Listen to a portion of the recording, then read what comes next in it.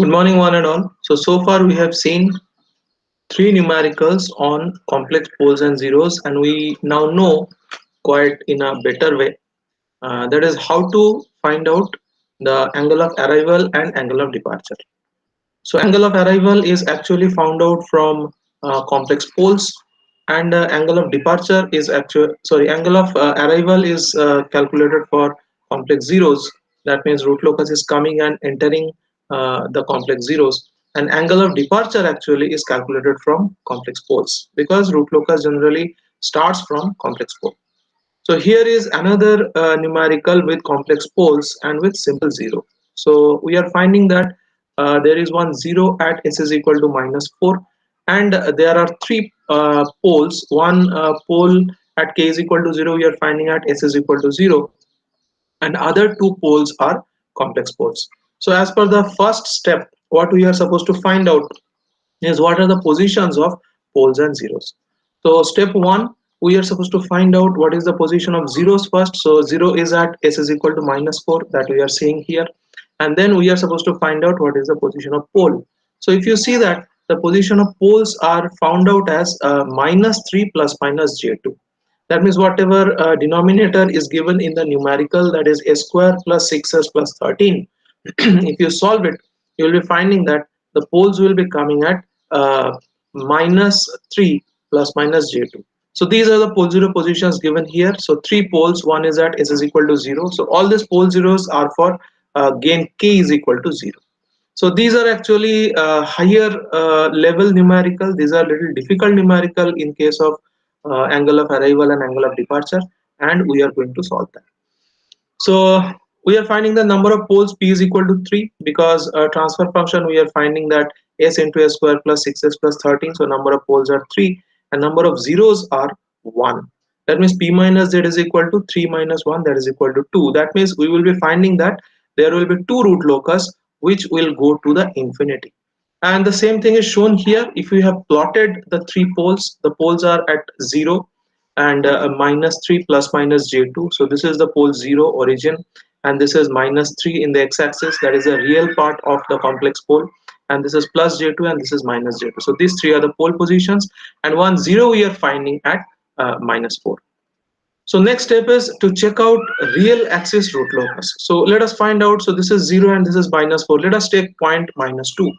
So now first we are trying to find out whether the point 0 to -4, whether this point 0 to -4 is a real axis root locus, or root locus will lie between 0 and -4 or not. So take any point in between 0 and -4. So take -2. Check at the right side. You are finding total number of pole plus 0 is equal to 1. That means there is one pole and no 0. So 1 is an odd number. Hence -2 will be on root locus, or root locus will exist at the point -3. Till -3 the same thing will happen. So in between 0 and -3 any point you take, so you can take -2.99, and if you check to the right side you will be finding that there is total number of poles and 0 at the right side of point -2.99 is equal to 1, which is an odd number. Now you take any point in between -3 and -4. So let's take -3.5. If you are taking -3.5, which is somewhere here between -3 and -4, and look at the right side, how many number of poles and zeros are there? Total poles and zeros.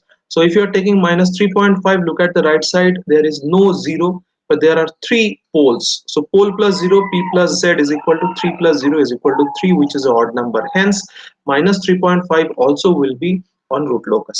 That means if you check any point between 0 to -3, look at the right side, total number of pole is 1, odd number. So 0 to -3, root locus will exist.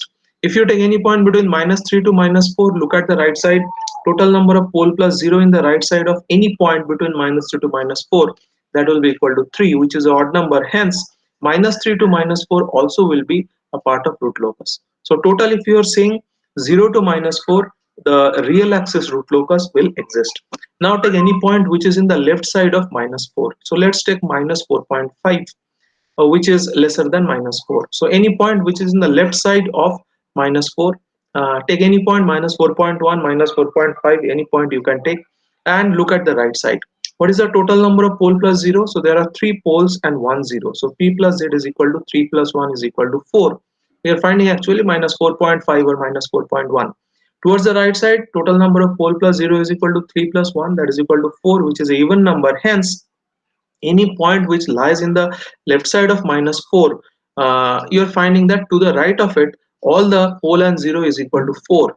4 means 3 poles and 1 0, so which is an even number. Hence, any point which is lying in the left side of minus 4, real axis root locus will not be existing there.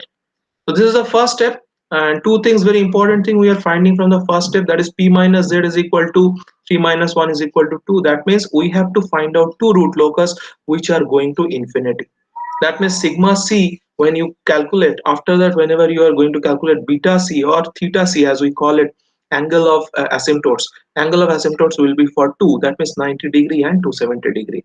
So this is a very important concept we have to understand. Though there are three poles, but one pole is being uh, uh, normalized by 1 0. Okay, so one pole is actually cancelled by 1 0. So what you are finding here in the root locus, you will find that this root, that is which is at k is equal to 0, which is existing at origin, you will be finding that if gain k is increasing, this root will keep on shifting to the left hand side, and eventually for a certain gain it will come and fall into the 0 at minus 4. There is no root locus at minus 4 to minus infinity. That means this pole at k is equal to 0, this s is equal to 0 pole, and this s is equal to minus 4 0, they are making a pair, or they are making a couple. This you have to understand. So one root which is there at s is equal to 0, this will finish within minus 4. Okay, so this root locus is not going to infinity. Which two root locus will go to infinity? The root locus which is starting from minus 3 plus j2, it will go to infinity, and root locus which is starting from minus 3 minus j2, this also will go to the infinity if k is increasing from 0 to infinity.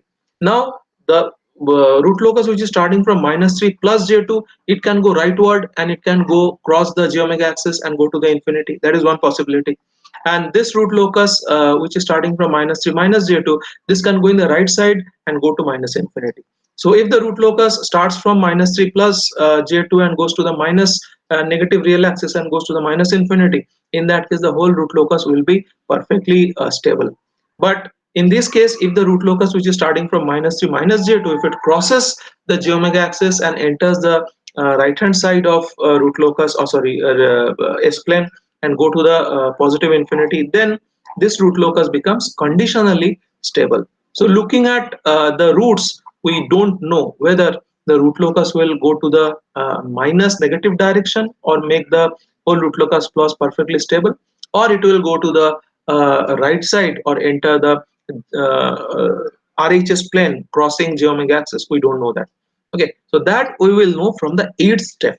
So after the eighth step, we will know whether there is a k marginal, whether there is a omega marginal. So if there is a k marginal, it means that this root locus will start from here, obviously with the angle of departure, and then it will cross the j omega axis, and then it will go to the right hand side of s plane. In that case, the whole root locus will become conditionally stable.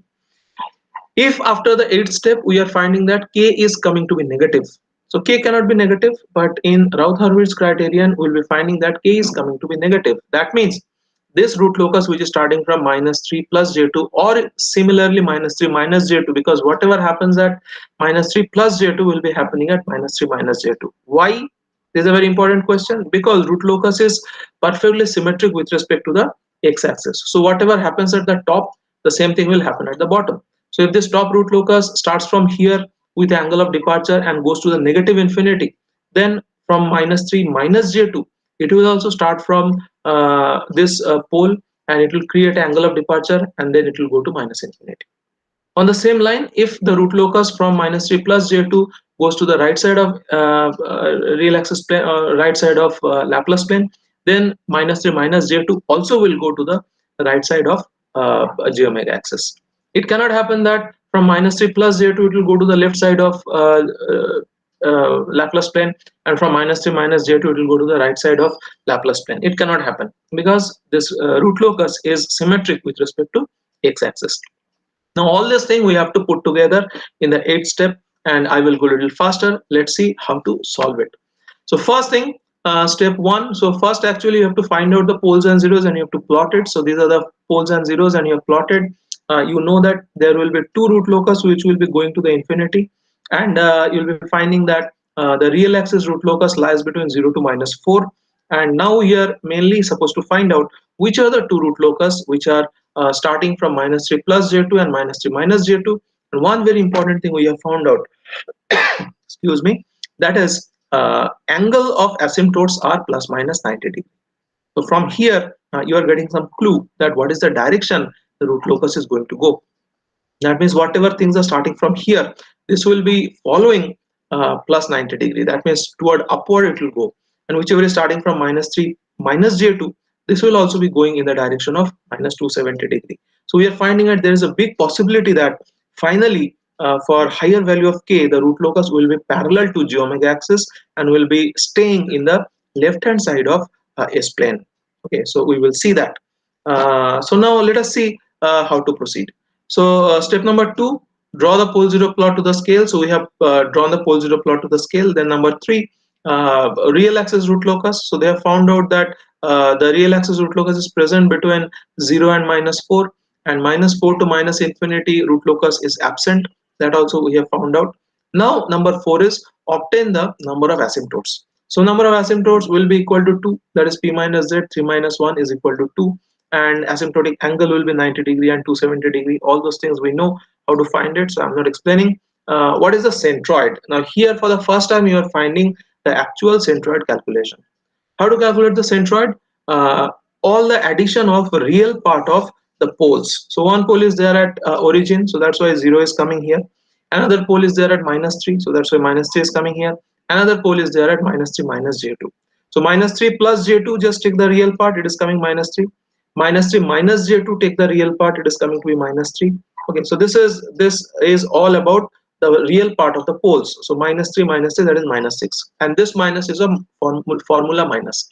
And there is another 0 which is at -4, so minus of -4. Very important concept, because if you don't know what is the proper position of sigma c, then the whole root locus structure will become different. So what is the root locus sigma c? Sigma c is addition of all the real parts of poles. So there are three poles, one is at 0, another is -3 plus j2, another is -3 minus j2. So 0, -3, -3, that means totally -6 will be there for sigma c pole calculation, minus addition of all the real parts of zeros. So there is only one 0 which is at -4, so right here -4. So here -6 minus of -4, that means -6 plus 4, that means it will become -2. And denominator p minus z, so numerator is -2, denominator is +2, that means you are finding sigma c is equal to -1. Very important point. So from where you are going to draw the sigma c is the centroid, you have to draw it here at -1. So from -1 you have to show one line parallel to j omega axis going steeply to the positive 90 degree, and from -1 another line will come very steeply parallel to the j omega axis, and this will go to infinity. So one angle is 90 degree, another angle is 270 degree, but that you have to draw at -1 because sigma c is at -1. So up till now I think you might have got what is going to be the characteristic of root locus. So what I think, mainly they will start from here. What I think, they'll start from here and they will go to kind of -1, and then they will go straight up. So this is going to be a root locus, and root locus is going to be confined in the left hand side of S plane.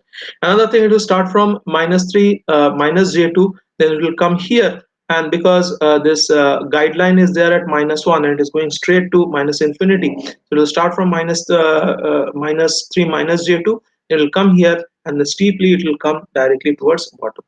So from the first 4 steps, that is calculation of poles and zeros, calculation of how many root locus that will go to the negative infinity, then finding the real axis root locus, and then finding the asymptotic angle and the number of asymptotes and sigma c, all those things is telling me mainly the root locus will, one root locus is here from 0 to -4, that is perfect, no problem on real axis. Another 2 that will start from the poles, complex poles, and it will come towards this -1. Okay, so this is called as -1 line, which is parallel to j omega axis, and they will be going towards infinity. So I'll show you first how it look like. Just see how it looks like. Okay, so this is looking like a very interesting thing, and I will show you together calculations we can do. So it is starting from -3 plus j2, then coming closer, and this angle of departure we have to calculate. Okay, so at how much angle it is departing, that we have to calculate. And this is coming here, and this is -1 centroid, and this is angle +90. This angle is -90 or 270 degrees, so this angle is 270 degree, and this root locus comes from here and goes straight up. Okay, and this root locus is coming from here with an angle of -7.12 degree. This is the angle of departure we will calculate, and then it is coming here, and this is coming straight towards -infinity. And one very important thing here, you are finding that there is no breakaway point. So breakaway point we will find, maybe it will come imaginary, and after that imaginary breakaway point we have to put in Gshs and we have to find the angle, and that angle you will be finding that it will not be a multiple of 180 degree, neither plus nor minus. That means we have to discard both the breakaway points. So this is the how the root locus looks like. Now I will go for the calculation. So why am I showing the root locus initially? Because in that case you get a kind of a conceptual understanding how the root locus will look like. So now the step number 6, actually 6 and its remedy. So this is the finding angle. Both are actually kind of boring step, but we have to calculate that, because without discarding the breakaway point, you cannot say that breakaway point does not exist. So what is the step of finding breakaway point? 1 plus GSHS. First you find out. So GSHS is given as k into s plus 4 divided by s into that s square plus 6s plus 13, or whatever is given here at the top, you can find out. So the whole thing, that GSHS, so this is the thing. So denominator is s into s square plus 6s plus 13, numerator is k into s plus 4. So 1 plus GSHS, I told you, the numerator of 1 plus GSHS, that is the characteristic equation. So 1 plus GSHS, if you are doing, it is like this: 1 plus k into s plus 4, s into s square plus 6s plus 13. If you add that, what will be the numerator of that? That is the characteristic equation. It will be s cube plus 6s square plus 13s plus ks plus k4. So if you're just writing it, it comes like this, and then you have to do the adjustments. It comes like s cube plus 6s square plus 13s plus ks plus k4 is equal to 0. In that case, you have to take k in one side. That means k will be kept in the left hand side, everything else will go in the right hand side. So it looks like this, that is k is equal to minus s cube minus 6 square minus 13s divided by s plus 4. Whenever you are finding this kind of thing, one caution is there: this is the most difficult numerical for finding the breakaway points or calculation of breakaway points, because in that case you have to use the differentiation of u by v type.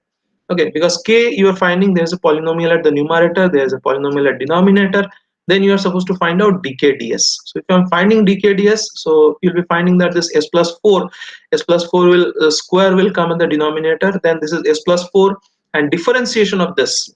Okay, so differentiation of this, that means this will be minus 3 square minus 12s minus 13, and there's a minus of the formula multiplication of differentiation of s plus 4, so that will be 1 and whatever is the numerator, so that is minus s cube minus 6 square minus 13s. Now only take this numerator, because denominator you just have to discard. So a by b is equal to 0 means a is equal to 0. So numerator by denominator is equal to 0. It means that whatever is given at the numerator is equal to 0. So take the numerator part and solve it. You are finding that s cube plus 9 square plus 24s plus 26 is equal to 0. So 3 poles you are finding. Oh, sorry, if you are just solving it, you are finding there are 3 breakaway points possible. First breakaway point is coming to be minus 5.492. Readily you can discard it, because you have to say that at minus 5.492 root locus is not existing, because we have found from this pole 0 plot that real axis root locus exists only between 0 to minus 4. Left side of minus 4, root locus does not exist. That is minus 4 to minus infinity, root locus does not exist. Out of the same fundamentals, straight away you can discard this minus 5.492. So after solving the 1 plus GSHS, you for dkds equal to 0, you are finding 3 points, breakaway points, and all the 3 points you have to discard. Eventually we will see how to discard all the 3 breakaway points. That step we are seeing here. So first is S1 is minus 5.492.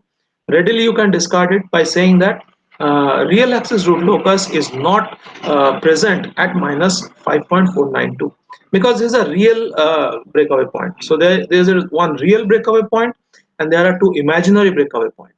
So first you have to discard the real breakaway point by saying at minus 5.492 root locus does not exist, and one characteristic of breakaway point is always the breakaway point has to lie on root locus. But at minus 5.492, root locus is not existing. Hence, we are discarding this breakaway point, that is minus 5.492.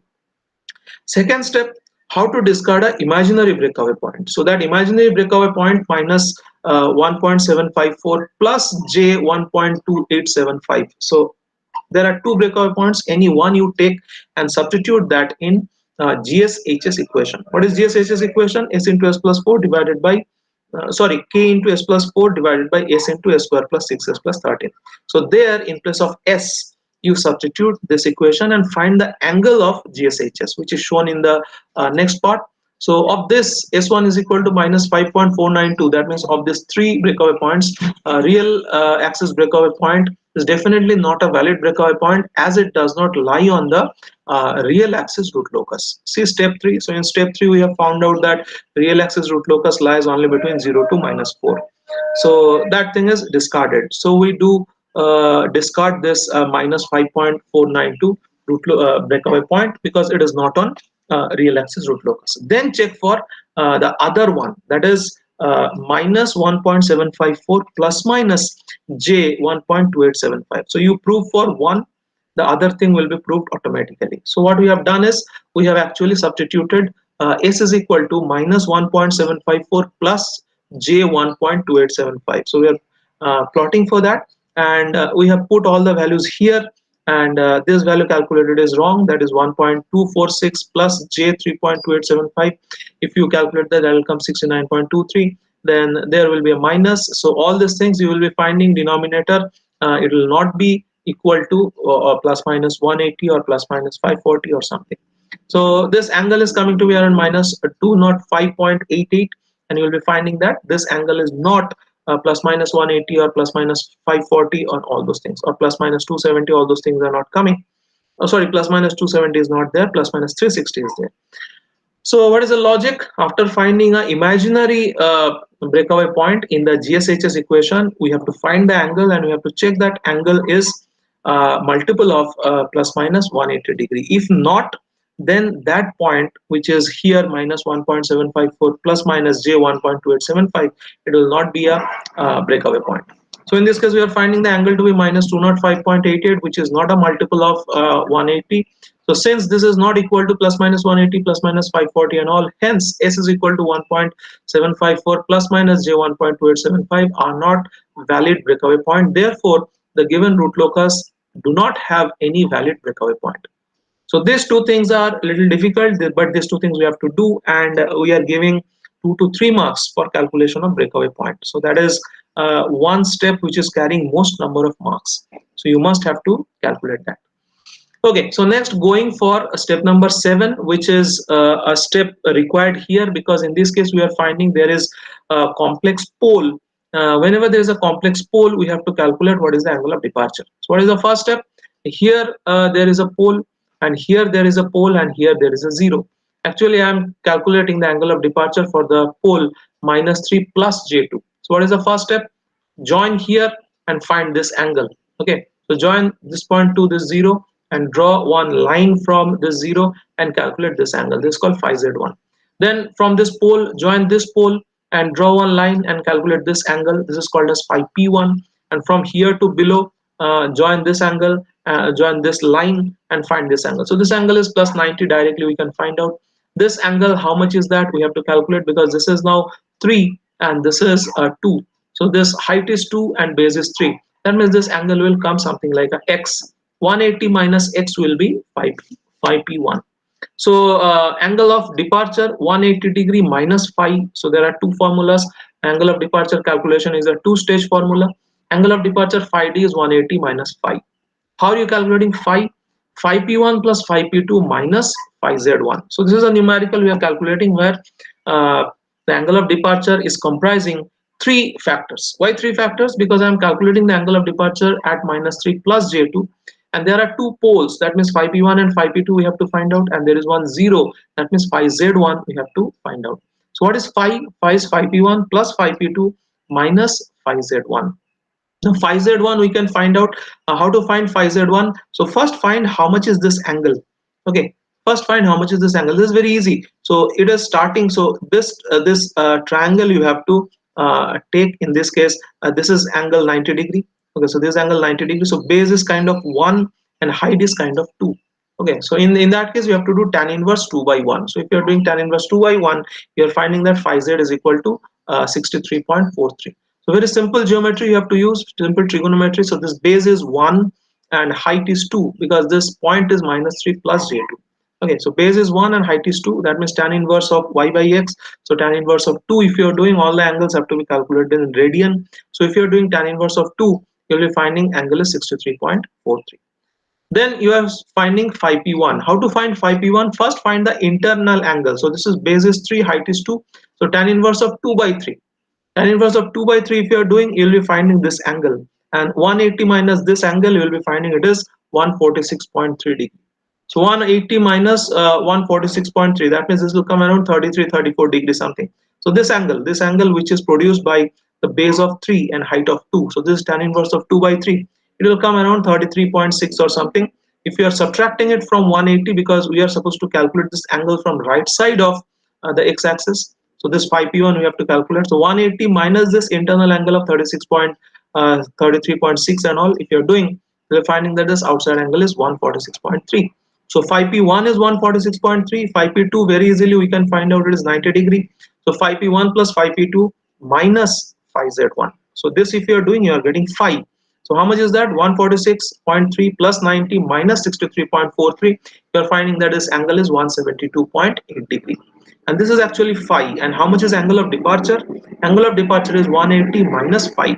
That means 180 minus 170.8. That you will be finding is 7.13 degree. That means angle of departure is 7.13 degree from minus 3 plus j2. That means very small angle, it will leave from here and it will be going to the right side. That is what we have found out. In the same way, if you are finding for minus 3 minus j2, you'll be finding that angle of departure will come minus 7.13. So minus 7.13 means it will be going down with a very small angle and then it will be going right side. So from the direction of angle of departure, we are finding that from minus 3 plus j2, the root locus will go in the right side because it is increasing kind of like this. Okay, and from minus 3 minus j2, it will also be increasing in the negative direction and it will be crossing and going entering the right hand side of S plane. But it will not go in the right hand side of S plane. Why not? That we have actually proved in the previous stage, because we are finding that at minus 1 there is a centroid and the asymptotes are going straight up. That means what we will finding actually is it will leave from minus 3 plus j2, it will go in the right side and then it will go straight upward. Okay, it will not be going crossing the j omega axis and entering the RHS. It will not happen because there is a guiding line, asymptotes, which are actually parallel to j omega axis and which is at real axis value of minus 1. So at least from this angle of departure calculation, we know that from minus 3 plus j to the root locus will go in the rightward direction with angle of minus with the angle of 7.12 degree. And same thing, minus 3 minus j2, it will go in the right side and with an angle of minus 7.12 degree, and then it will come closer to this real axis is equal to minus 1 line, and then it will go to infinity. So these are the understandings we have developed from angle of departure and sigma c and theta c and all those things. Finally, we have to prove that this root locus will be bounded only in the left hand side of S plane and this root locus will not cross the j omega axis. So that we can find out from interaction of the imaginary axis, that is the RH criterion. Already we have found out what is the characteristic equation, that is 1 plus GSHS. We have solved the 1 plus GSHS. We are finding S cube plus 6s square plus 13s. Previously I had shown it k into s plus 4. So this is the difference. Previous stage it was k into s plus 4, but in this case you have to open it up and you have to solve it like this. So s in one bracket and constant in one bracket. Just see the difference between breakaway point calculation and calculation of k, that is Routh-Hurwitz criterion. In this case we had written the characteristic equation like this: s cube plus 6s square plus 13s plus k into s plus 4. This we did. Okay, so this is a very critical difference that you have to understand. So in this case k you have to write separately. So s plus 4 in this case was coming as a multiplicand of k. So we just took k into s plus 4 as one part. Then we substituted s cube 6s square 13s. We took it in the right side. All became negative. and we divided this by s plus 4. So this is the way we wrote the characteristic equation in the previous case while finding the breakaway point. But while finding the RH criterion and while proving whether there exists a k marginal, in that case we have to write the characteristic equation in a different way. In that case, you have to first open everything up and then substitute all the values 1 plus GSHS and all, find the numerator and then show it in this fashion. Okay, so this will be S into 13 plus K, it is like this, plus 4K, and then you find this root locus, Routh-Hurwitz criterion. So first line is 1 and 13 plus K, because S cube is having coefficient of 1, S is having coefficient of 13 plus K, then S square is having coefficient of 6 and 4K. Then if you're doing, you'll be finding that first column S raised to 1 element 78 plus 2K divided by 6, and last thing is 4K. 78 plus 2K plus 6. Okay, this is always positive because K is always from 0 to infinity. What can be the lowest value of K?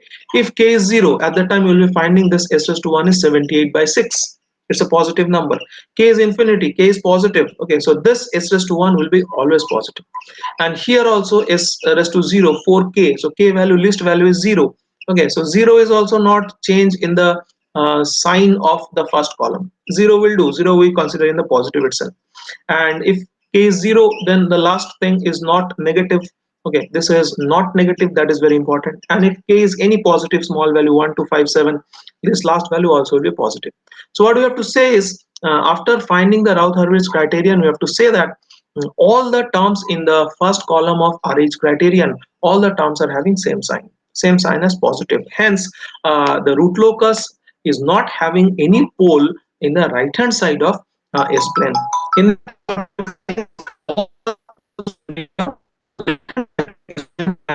Routh-Hurwitz criterion is perfectly stable. Always all the roots are lying in the left hand side. That means there will be no crossover again. K marginal will not be there. If K marginal is not there, omega marginal also will not be there. So this is a very important kind of a thing. You have to find out what is the K marginal. So in this case, we are finding K marginal does not happen. Omega marginal does not happen. That means the whole Routh-Hurwitz criteria is giving us the idea that there are no roots which are lying in the right side of S plane. That means the whole root locus is positive, and from the diagram also we have found out that it will be starting from -3 plus 2j. The root locus will make a angle of 7.12 degree, then it will go in the right side and then it will go parallel to this sigma is equal to -1 line, and it will go to infinity. Likewise, next step, so here you have says for the interaction with the imaginary axis, the Routh array should have a row of zeros. So nothing is there, so there is no cross section, hence it is not there. So K marginal is found as negative from this 78 plus 2K by 6. So this is another way of saying, we have done this numerical, that K marginal is coming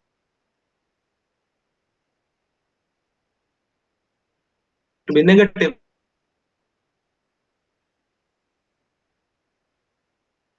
And K cannot be negative, hence there is no K marginal, hence root locus will be confined in the left hand side of S. The root locus, so saying you have to say is equal to 0, and for K is equal to infinity, this will be finished at -4. So this is starting from 0 and ending at, so start from a pole at is equal to 0 and ending at 1 0, which is at is equal to -4. This is one very important thing. This is also a root locus, because we are finding there are three poles and there is 1 0. That means one root locus, there will be three root locus, but one root locus will end in 0. Okay, and two root locus will end in infinity, which are kept at infinity. Okay, and they will be actually parallel with respect to sigma is equal to -1 line. How to draw it? So all the pole zero plots and all those things you have to draw. Then you have to draw sigma c at -1, then theta c 90 degree and 270 degrees. So this is another line which is parallel to this j omega axis, and this will be coming down like this. So this is one. So from here, this is one sigma c, theta c. This is another theta c line. So this will be the asymptotic lines and all. And this 7.12 degree, you have to show that one angle of departure is 7.12 degree. So this is the angle of 7.12 degree, kind of something, very small angle.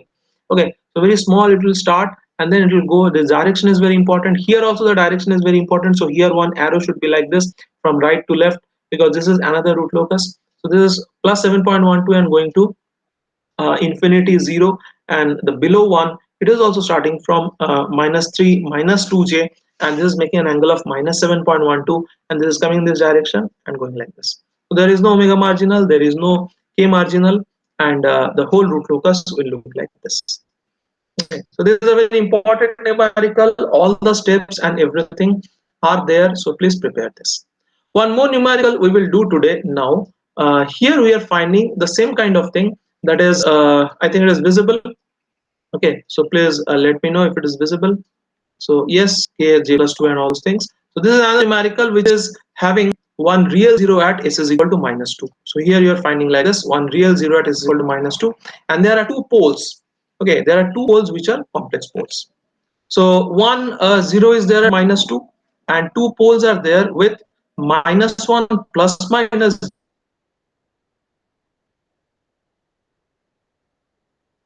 j root 3.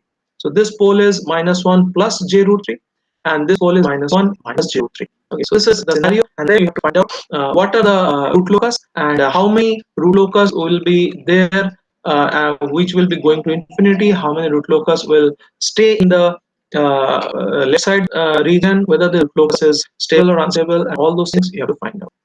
So sketch the root locus for k greater than 0, GHS, this is same as GSHS, okay, H is equal to 1, this is same as GS, all those things we know. So total number of pole is equal to 2. You can find from here, total number of zeros is equal to 1. That means number of loci. Number of loci, P is equal to 2, as P is equal to 2, but Z is equal to 1. So number of loci, P minus Z is equal to 1. Then root locus will go to net infinite. Okay, so what are the root locus do? They will end somewhere. Okay, so in this case you are finding that there are two poles, that means there will be two root locus. One will end at 0. Where will the other one go? The other one will go at the infinity. So this is a very interesting case. Let us find out. So now root locus exists beyond s is equal to minus 2. So this is real axis root locus. They're plotting how to do that. So this is minus 1 plus minus 3j. You take the point. Minus 0.5. Okay, right side of it, what is the total number of pole and 0? It is 0, so 0 means positive, so there will be no root locus at minus 0.5. Take minus 1.5. Look at the right side. How many total number of poles and zeros are there? It is 2 poles. So 2 is a even number. Hence, minus 1.5 real axis root locus will not lie. So from the same understanding, you have to find out that between 0 to minus 2, any point on 0 to minus 2, that means 0 0.1, 0 0.2, 0 0.3, all negative obviously. So minus 0.1, minus 0.2, minus 0.3 up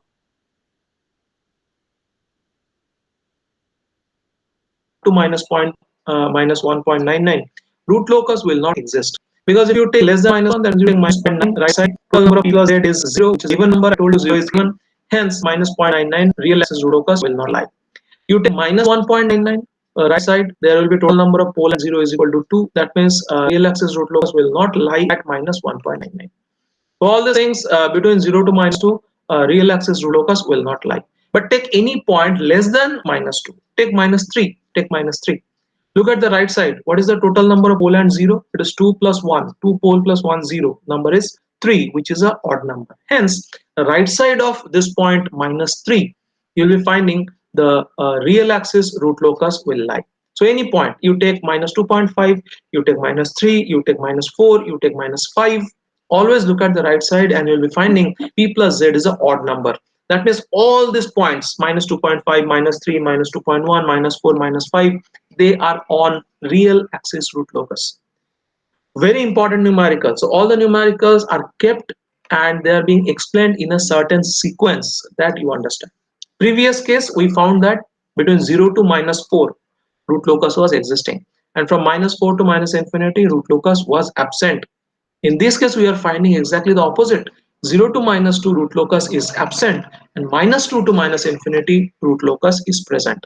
And in this numerical, what we are finding is between p minus z is equal to 1. That means one root locus will go to infinity, and that is this root locus. That means this root, which is actually starting from minus 2, okay, or actually this is not a pole, this is actually a 0. So we are finding that one root locus will be there, and this is actually starting from somewhere, and it is actually coming to minus 2. Okay, so we will see that because this is 0. This 0 is actually we'll see it exactly how it happens. Okay, so in this case it is a typical case, and we'll be finding exactly what is happening. So now find what is happening for the other cases, like what happens if we are trying to find out sigma c, what is the theta c and all those things. So we are finding that there will be one root locus. What is the sigma c? So sigma c value is here, it is -1 -1 minus of -2. You are finding here how to find sigma c. So we'll be finding there is only one root locus which will be going to negative side, or which will be going to infinity, that is p minus z is equal to 1. So calculate the number of asymptotes and angle of asymptotes. The number of asymptotes will be 1. That means one root locus will go to infinity, and angle of asymptote you are going to find x is equal to 0. If you substitute, you will be finding it as 180 degree. Okay, like this. So b naught is equal to 180. That means it will start from somewhere and it will go towards 180. So 180 means from left to right, positive 180. Negative 180 goes here. Okay, now positive 180 only goes here. So we'll see that what is happening. So only one root locus which is going to negative infinity, and sigma c is 180 degree. 180 degree means it will start at one point and going exactly according to the as according to the real part, that is it will go to minus infinity, like that. Centroid you find, centroid you will be finding since there is only one asymptote, we do not need to calculate the centroid. The asymptote lies on the negative real axis. Centroid is any point, centroid is any point. So in this case you can find the centroid, that is -1 -1 -1 and +2 divided by 1, so it will be at 0 only, so it doesn't matter. You'll be finding that centroid is existing, and any point it will be there on axis. Okay, likewise. So now we are trying to find out what is the breakaway point. This is very important point. Breakaway point also is not going to be there, but we have to find that. So 1 plus GSHs, if you're doing, again, if you're solving that, you're finding k is equal to this, whatever you're finding, then dkds, then u by v form, and after u by v form, it is coming to be s is equal to 0 or s is equal to -4. Now you're finding that in this case, numerator is having square term and denominator is having single, that is s to 1. That means you'll be finding that there will come two breakaway point. Two breakaway point, both are real. One is at 0, one is at -4. So -4 is a valid breakaway point. Very important thing. 0 is not a valid breakaway point, because if you're finding the root locus, you'll be finding that 0, there is no real axis root locus.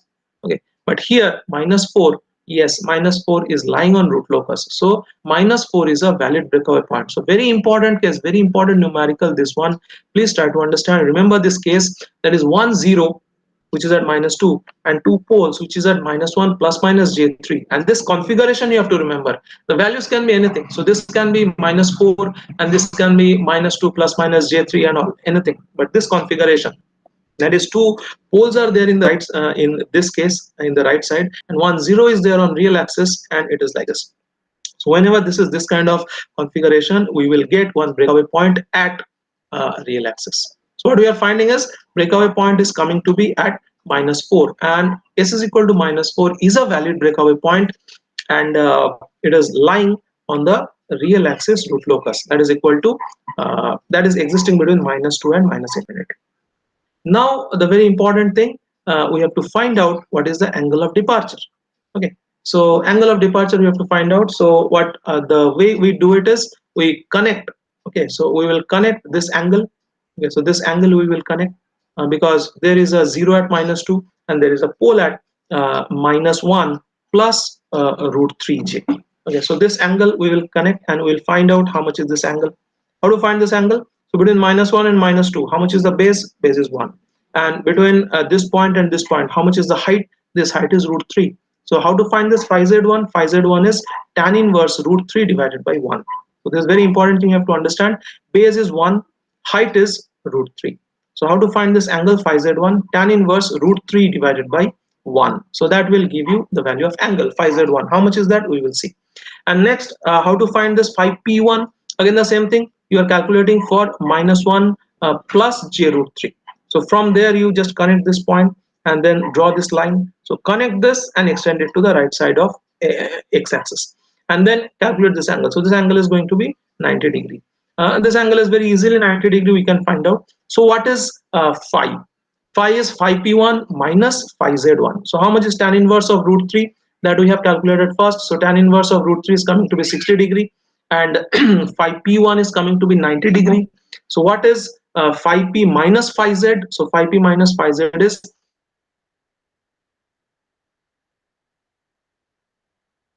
90 minus 60, that is 30. And what is angle of departure? It is 180 minus phi. So it's a two-step thing. Very important. First line you have to write phi departure, phi d is equal to 180 degree minus phi. And how much phi? Phi is equal to phi p. All the phi p addition minus all the phi z addition. In this case, phi p is equal to, there is only one angle, 90 degree, and phi z is equal to only one angle, that is tan inverse root 3, that is equal to 60 degree. So phi p minus phi z is equal to 90 minus 60, that is equal to 30 degree. So phi is coming to be 30 degree. What is phi d? Angle of departure. It is 180 minus 30. That is 150 degree. Very important thing. So angle of departure phi d is coming to be 150 degree. That means it will be starting from this root locus. So just check. It will be starting from this point, which is minus 1 plus j root 3, and it will make an angle of 150 degree like this. And this will go up, and then it will come to the breakaway point. Okay, so what will be the root locus? The root locus will start from here. It will go like this because it is going to make an angle of departure of 150. So it is like this. And for denominator, that is, sorry, for another complex pole, that is minus 1 minus j root 3, it will be having angle of departure as minus 150 degree. What is minus 150 degree? Minus 150 degree is equal to 360 minus 150, that is almost 210 degree. So it will make an angle of 210 degree like this, or you can say minus 150 degree. So it will start from here and have an angle of minus 150, and will be going like this. Okay, so one will leave from here like this, another will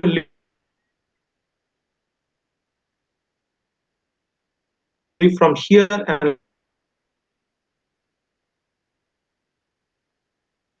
like this. And I'm telling you, this arrow is given wrong. Okay, this arrow is given wrong. This arrow also should be from right to left. So because this angle departure, it cannot be angle. Okay,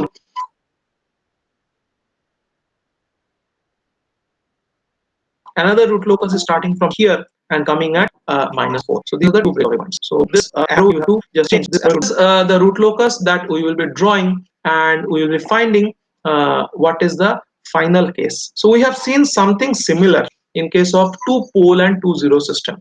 But in that case, this was the root locus. So I remember 0, 1 and minus 2. These were the poles. So root locus was coming like this. Then they were diverging. So that was the breakaway point. And here they were coming here. One was going to the left hand side minus infinity, and another was coming and ending at 1 0. In this case also similar kind of thing it is happening, not same, similar. First root locus is starting from minus 1 plus j root 3, and this is going like this with a angle of departure as 150. Another root locus was starting from minus 1 minus j root 3, and then it was actually leaving. I'm telling you, this arrow should be changed direction. Okay, then it is going like this, and both the root locus are meeting at minus 4. Very important thing, we had been making mistake. We had been calling minus 4 as breakaway point. This is not breakaway point. Now this is called as break-in point, because both the root locus are coming and meeting here. So whenever there is a zero in the GSHS equation, we will be finding that there is a possibility of break-in point. Okay, so minus 4 is not a break-away point. Minus 4 is actually a break-in point, and this arrow you have to draw in a reverse direction. It will be from right to left, because this is the angle of departure. That means root locus is departing from here. Okay, so one root locus is coming from here and meeting at minus 4. Another root locus is coming from minus j root 3 and meeting at minus 4. And then after that, one root locus will come and finish at minus 2. That is, one root locus is ending at minus 2. Another root locus will come from here, and then it will go to the negative side of imaginary axis. So this is going to be the root locus. Now very important thing, the very important thing is whether the k value exists in this case. So k value, whether it exists or it does not. It does not. Okay, because we are finding that root locus is totally confined in the imaginary side of S-plane. Okay, that means in this case also, if you do the Routh-Hurwitz criterion, so you're finding here that phi d is equal to 150 degree for minus 1 plus j root 3. That means for minus 1 minus j root 3, it will be minus 150 degree. So it departs. Just see, from -1 -0 root 3 departs at an angle of -150. So departs means this angle should be from right to left. Please do this correction, and whenever you're doing this thing in MATLAB, very easily you will find out whether it is coming or it is going. So in MATLAB also arrows and all those things are there, so please follow that. Last thing, we have to prove that k does not exist here. That means k marginal or omega marginal does not exist here. How can you prove that? Again, take the same 1 plus GSHS equation. So we have done it previously, 1 plus GSHS. In that case, just multiply and take all the coefficients of s and all the constants here. So it is like this, and then you are finding it as s square plus 2s plus 4 plus ks plus 2k. So in this case, if you take s square, then if you take s plus 2 will be one coefficient, and 2k plus 4 will be another coefficient. So it will be 1. So this is the equation now, s square plus 2 plus k into s. Okay, and 4 plus 2k is the constant. So s square is having coefficient of 1, 4 plus 2k is like this, and denominator is 2 plus k. And then if you are solving it, multiply these two, 1 minus 1 into 0 is 0, divided by 4, 2 plus k, it will be 4 plus 2k. Now check this first column. Always it is positive, because k value, least value can be 0, and k higher value is all positive. That means this first column, you have to give the logic. First column is always positive, because for the lowest value of k, this s raised to 1 coefficient is 2, which is a positive number. For lowest value of k, this s raised to 0 coefficient is 4, which is also a positive number. So you can say that always this first column is positive. That means there is no sign change. That means no root is lying in the right hand side of S plane. That means this root locus is perfectly stable. And as k marginal does not exist, you do not have to find omega marginal. Omega marginal we calculate only when the k marginal exists. So in this case, we are finding for lowest value of k, for highest value of k, always the root locus is going to lie in the negative side of S plane. That means k marginal does not occur. K marginal means the gain at which the root locus is on j omega axis, and more than k marginal value, root locus will enter the right hand side of S plane. That does not happen. That does not happen means k marginal is not existing. If k marginal is not existing, omega marginal is not also existing. So this is a very important numerical I have given you, because there are two root locus, because there are two poles. You'll be finding there are two root locus, and one root locus is going to infinity, another root locus will end in a 0. So it's a 2 complex pole and 1 0 numerical. Okay, so every step you have to do, 7 step also you have to do, and 7 step is little critical here, because you are finding here phi is equal to 30 degree. Okay, that is phi p minus phi z is equal to 30 degree. That means 180 degree minus phi, that is 180 degree minus phi p plus phi z is equal to 150 degree for -1 plus 0 root 3. For -1 minus 0 root 3, it will be minus 150 degrees. So how to draw plus 150, how to draw minus 150, all those things we have to learn. And most important thing is, in this document, this arrow is given wrong. Arrow is given in the reverse direction. So you have to show this arrow from right to left. So let's say now, just for a understanding sake, so this root locus from this pole, it will leave at minus 150 degrees. So this is a minus 150 degree. Then it will come to this break-in point, and from here it will go to the negative of infinity. This is one root locus. Another root locus will start from -1 plus j root 3.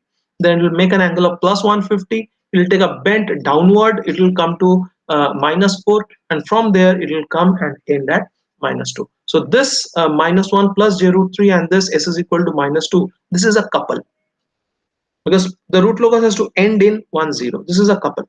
Another couple, which is -1 minus j root 3, and it is coming here at -4 and then going to a 0, which is kept at minus infinity. So this is another couple, but that 0 we cannot see, because that 0 is kept at minus infinity. So this is another very important numerical. So with this I stop today's session. So this is all about complex root locus, complex pole and 0 root locus, and angle of arrival, angle of departure, all those angle numericals we are doing. And I'll be posing all this problem in experiment 7b. You please solve that. Thank you.